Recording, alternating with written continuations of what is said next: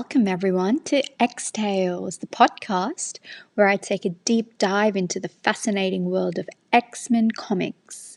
Now, before I dive into the episode, let me tell you what this is all about and a bit of background on what I know about the X-Men universe thus far. So I have to say I am a casual fan of the X-Men.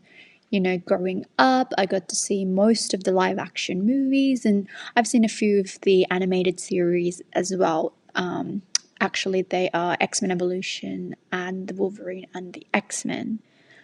So I really enjoyed those TV shows and those movies growing up, but I never had the opportunity to dive into the comics. It's always been something that I wanted to do. I've just never had the time. But you know what? I'm taking the plunge and I'm approaching it as a fresh-eyed newbie. So just wanted to say, as a casual, I am a big fan of the X-Men and all the different amazing stories, characters, and themes that the franchise has really brought to the world of comics and beyond. But I also recognize that there's so much to unpack and explore within the universe, and I wanted to do that in a way that's fun, informative, and also accessible to everyone. So, whether you're a long-time fan or a first-time reader like me, I want this podcast to be a place where we can dive deep into the comics, but also keep things light and engaging. So, the concept is each episode I want to explore a single issue of the X-Men comics. I'm going to start from the very first volume all the way back in 1963 and hopefully make my way through to the more recent runs. So, if that sounds appealing, please support the show, and I would love to get everyone's thoughts and insights into each of these comics as I go through them. Today we're going to start at the very beginning with X-Men Volume 1, Number 1, published way back in September of 1963 by Marvel Comics. So let's start with the basics. The comic was written by the legendary Stan Lee with art by Jack Kirby. I have to say, of course, I'm aware of who Stan Lee is and what he means to the Marvel Universe, but I have to say this is through the movies and the cameos he makes that really led me to explore who Stan Lee is and what he means to Marvel as a whole. But I am aware of his work, so that I do know. However, I am not too familiar with Jack Kirby. I've seen him referenced as a really groundbreaking artist at the time and really held in high regards now. But it's really interesting for me to actually see his work firsthand. So that's going to be great and something I'm going to look forward to going forward. So this issue really introduced the world to the X-Men team and their mission to protect a world against, essentially, people who fears and hates them. We also get to see the beginnings of the conflict between the X-Men and their main antagonist, Magneto, who wants to use his powers to rule over non-mutants. This is really, really familiar to me. Of course, this theme of Magneto and his story arc is really prevalent in the movies and the TV shows that I've seen, so that's where I'm making the connection to. So overall, this issue was really groundbreaking for its time. It introduced a team of superheroes who are not only mutants but had complex interpersonal relationships and struggles. It also set the stage for a franchise that would go on to explore themes of prejudice, discrimination, and identity in new and exciting ways. These are themes that everyone can relate to, everyone can at least recognize in real life. So I think the X-Men is, of course, a really, really important storyline that was told to the world. So this is going to be really exciting going through each of these issues and really exploring how this was brought to life. Let's start at the very beginning with the cover.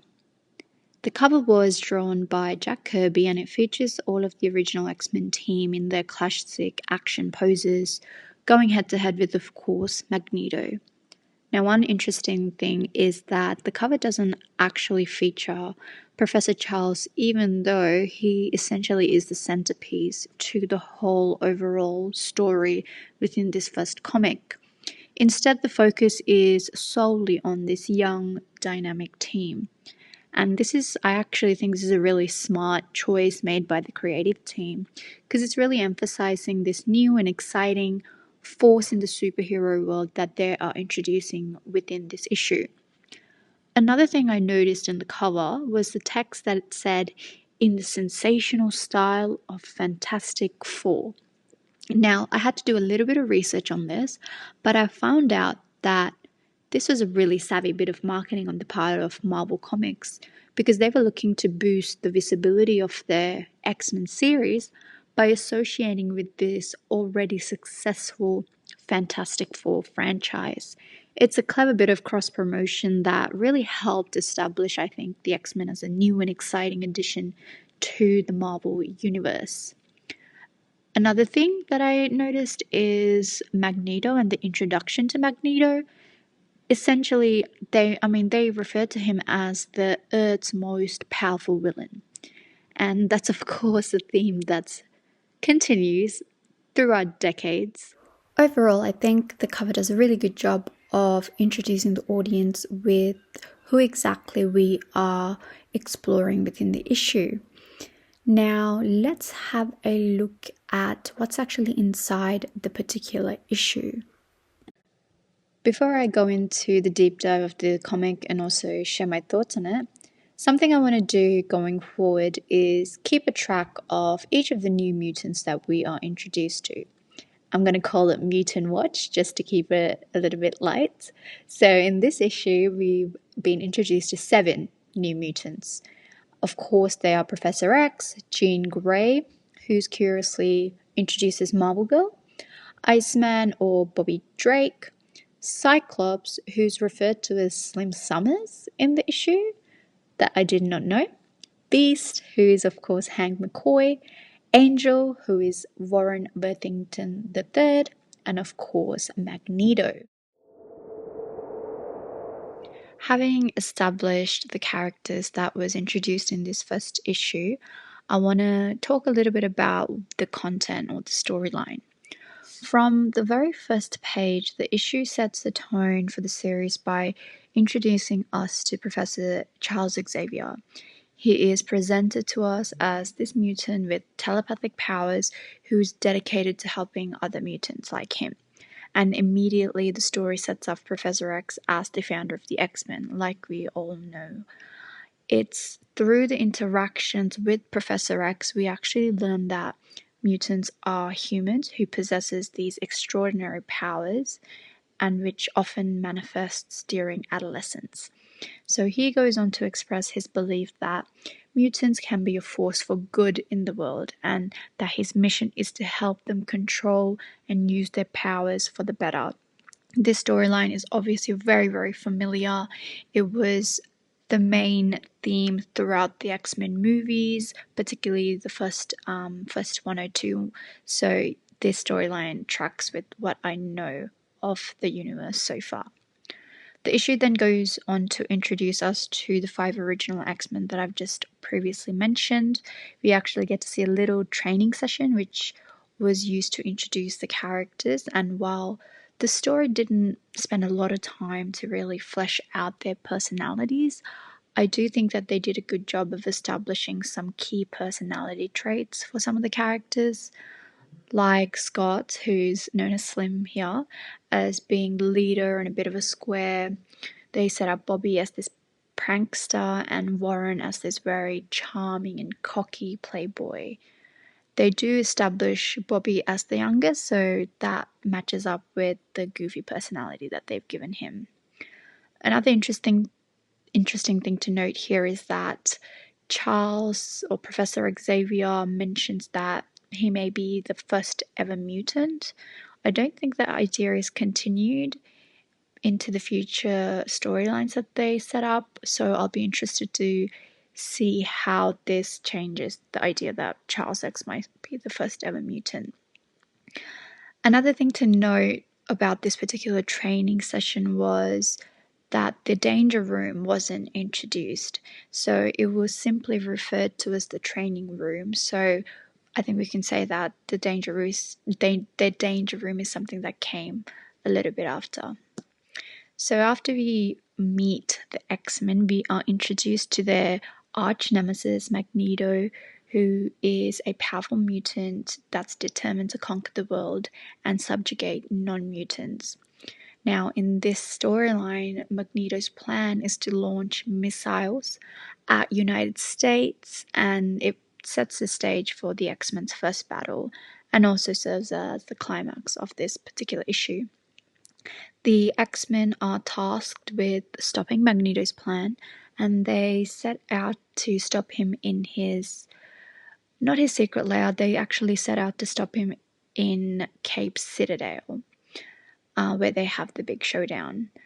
So like I said, this leads to the first battle between the X-Men and Magneto. The battle is portrayed as being really intense, and it showcases the X-Men's power and teamwork. And in the end, they are able to stop Magneto's missile launch and prevent this war between mutants and humans. It's actually during this section of the story that the themes of prejudice and discrimination gets not introduced but explored a little bit more. It's shown through the character of Magneto, who believes that mutants are superior to humans and should rule over them. This is a little bit different from what I remember seeing in the TV shows and movies I've seen, because it was always explored in a way that felt like the mutants were the persecuted. Instead, we get this idea that the mutants or the evil mutants are the one that's really in the way of the humans.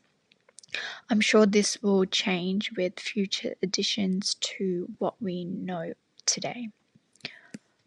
One criticism I do have about Magneto is that at times it did feel like his motivations were somewhat simplistic and one-dimensional, but I'm sure that would be explored a bit more in future storylines. I think it's worth noting that the dialogue is also quite formal and feels a bit stilted at times, but I think this is just a glimpse into the style of comics at the time period that it was written in. And having said that, at times I did struggle with the amount of dialogue in every panel. There was a lot of exposition, and sometimes it felt very clunky. But overall, even with its flaws, like the dated writing style, I think the first issue is still a fun read, just to see the beginning of the very familiar characters that we've got to know through pop culture. The introduction of the team members and their dynamics as well. Also, the conflict with Magneto sets up a strong foundation, I think, for the series to build upon for the future issues. In terms of the various locations that was visited in the very first issue, I think while the majority of the storyline unfolds within the X-Men headquarters and their confrontation with Magneto, there are a few notable places that play a role in the issue. First up, we have Xavier's School for Gifted Youngsters. So Professor X runs the school out of his mansion, and the location is Westchester, New York. The second location that we get is this mysterious layer of Magneto. Specific locations are not revealed, so I'm not going to note it in the map that I'm going to be keeping track of for the different locations that we get introduced to. And lastly, we have Cape Citadel, where the final fight occurs, and which we know is somewhere around Florida. So I've got two markers here for the two locations, two known locations that we get introduced to in this issue. Now, in future episodes, when I read some of the other issues, I want to explore the exciting and diverse location that I'm sure the X-Men Adventures takes them to in different parts of the world. But for now, these initial settings provides a glimpse into the unique environment that really shapes the X-Men's world. So having said all of that, I want to say thank you everyone for watching this video. If you enjoy my discussions, please leave a comment, like, subscribe. I would love to hear your thoughts when you first read this issue and if there's anything I missed also any fun facts that I would like to know. So thanks everyone. Hope you all have a great day. Bye.